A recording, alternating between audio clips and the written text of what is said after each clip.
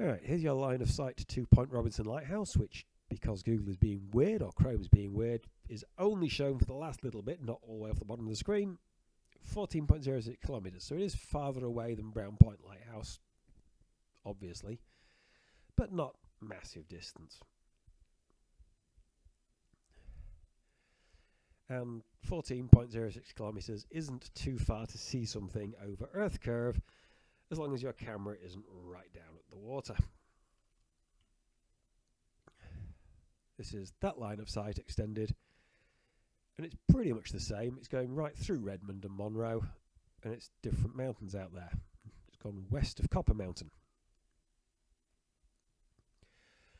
So looking along those lines of sight, back into Google Earth here, you have to have both open to do this kind of thing. You've got all of these mountains, and you can choose whichever one you like to include. Preferably the tallest ones, are the ones that are most likely to be visible. There's an actual measurement, which includes a heading. Isn't that nice? 210, that's south-southwest. So that's a measurement from a mountain back to the observation point, but never mind that. Just Redmond Library there and High Bridge.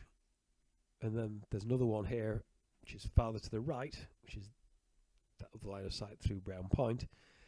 You've still got Redmond and High Bridge, but they're a little farther left of the line of sight. It is a very narrow field of view. Following those measurements farther, we've got Liberty Mountain, Three Fingers, Mount Bullen, White Horse Mountain, and little towns like Darrington, Swedehaven. You think maybe some Swedes moved there? Rockport and Marble Mount. Obviously the towns won't be visible. There's a really great mountain in the way. But it's good to know what names you can use to find that place.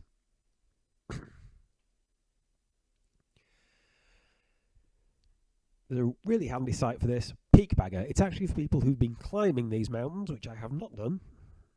You can see in the bottom left, there are climbers who said, yep, I've tagged the top of that one. I've been there, done that.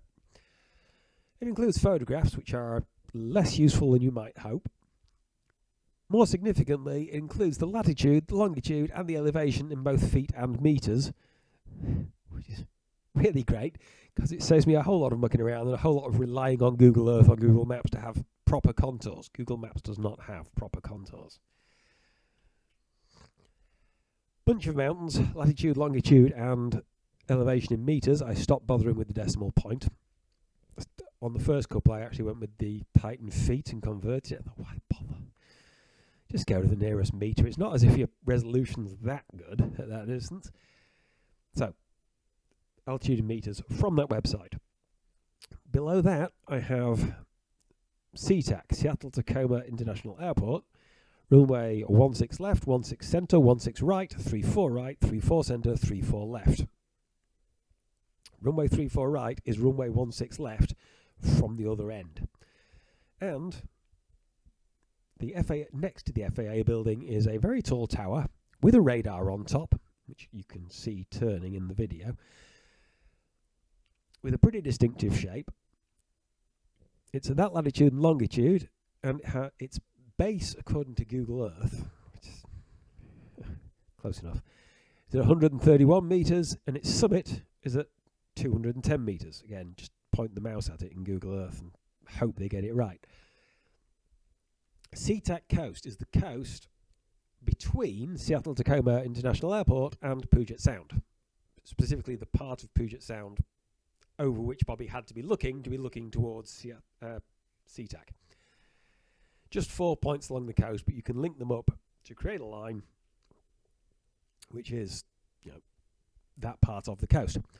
Point Robinson Coast is a set of points, looks like there are 7 of them, around the coastline at Point Robinson, which you could probably guess from the name.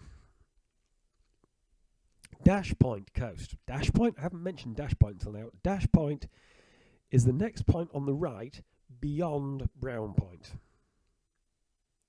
There's Brown Point or Brown's Point, whichever it was, lighthouse on the right in the video. Beyond that, there is another headland called Dash Point. I included it with another 7 locations. So here's that place I was looking at for where I thought Bobby was.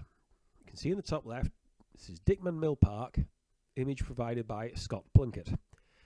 Thank you, Scott Plunkett, for providing this. It was very helpful, but man, I wish you'd got your camera upright before you took this picture, because that looks weird.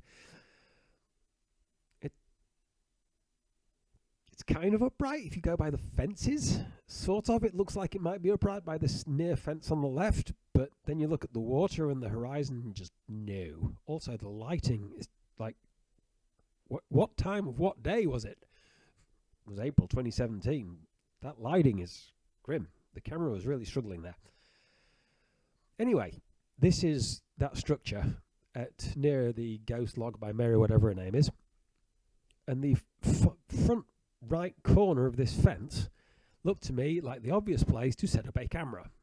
Got a few posts in the way, but apart from that, not a big problem. If your tripod's tall enough, you can look over them. It's fine. On the left, there's all of this clutter. On the right, there's some clutter, but you get in between. You can probably zoom in between the posts to watch that ship coming in. So I guessed that point, that farthest point, the point of this platform that is nearest to SeaTac. And I started working out, I wanted to make sure there wasn't a better place to go. This is the hotel just down the coast from there. This actual Google Street View gets this close. There are blue badges there. The one on the right is disabled parking. The one on the left, I'm not sure. It might be no fishing, Might be no diving, something like that. I don't know. It looks like that's open to the public. That's a hotel. They generally let people come. I mean, if you can't get to the hotel, how on earth are you ever going to make a reservation there? Or maybe you have to do everything by phone.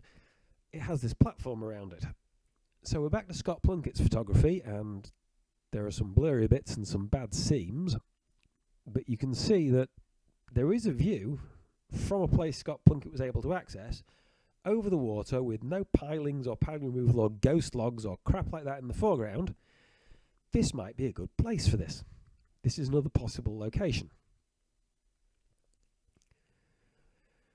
So of course I had to check with a line of sight which Google Maps has very helpfully not fully shown.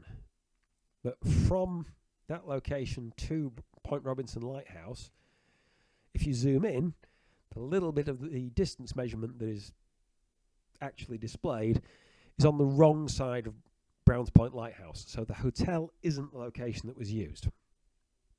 Fine, we go back to where I thought it was on that platform by the ghost log, whatever a ghost log is. This is my peak finder thing. The early version had 1 target. Another version had 2 targets so that I could tweak the refraction numbers until 2 things that were lined up in the image were lined up in the output from this, and then use those refraction numbers for all the locations. This one has extra rows added. They're the ones hanging down in pink, the ones hanging down with no labels. See, there's a green row in row 13. Then below that, there's a whole row in 16. And in 17 and 18, there are extra numbers added with no labels. Those are what I added. They're also there in 6 and 7, and in 34 and 35, and 39 and 40. Those are all fixed refraction values rather than the ones that are put in cells C2 and D2. They are a 1.1R and 1.25R refraction.